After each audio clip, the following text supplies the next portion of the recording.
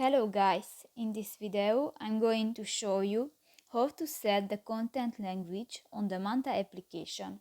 But first of all, I just want to mention, please don't forget to subscribe to our channel, because at 100,000 subscribers we are going to show you our YouTube revenue statistics and growth strategy, how to make money online. So let's jump into it.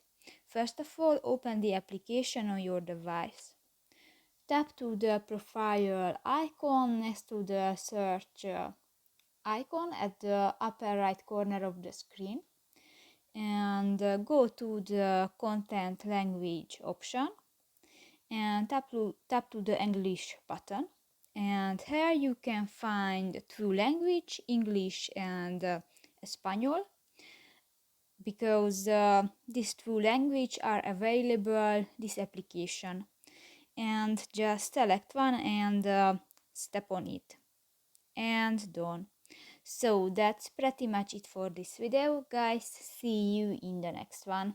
Bye bye.